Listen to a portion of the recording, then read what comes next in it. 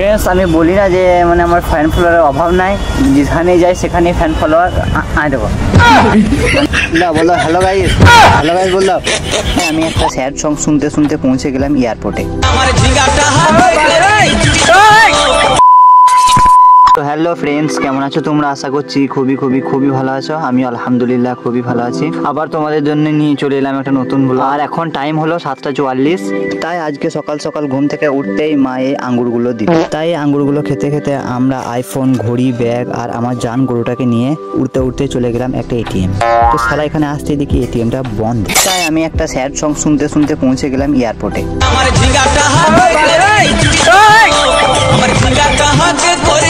তো যাই হোক, তারপর 2-3 দিন ওয়েট করার পর চলে এলো আমাদের প্লেন। তারপর এক মুহূর্ত চিন্তা ভাবনা না করে আমি চেপে পড়লাম প্লেন। আর টানা 2-3 দিন পর প্লেন আমাদের ল্যান্ড করে দিল বর্ধমান। সরি ফ্রেন্ডস, তোমাদেরকে বলা হয়নি আমি বর্ধমান কেন এসেছি, এই মালটার জন্য। তোমরা তো জানো আমি ছোটখাটো মিস্ত্রি, তাই এই বুলেটটার একটু কিছু কাজ ছিল, তাই কাজ করতে নিয়ে এসেছি।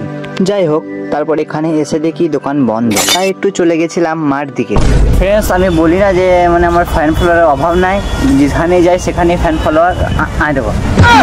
মানে এখানে বসে আছে আর এই একটা ফ্যান চলে যাচ্ছে ছবি তুলতে। দেখো কি করে বসে দেখো। বললো হ্যালো গাইস, হ্যালো গাইস বললাম। তো ফ্রেন্ডস এখন বাজছে 10:07 আর 2 ঘন্টা পর দোকান খুললো।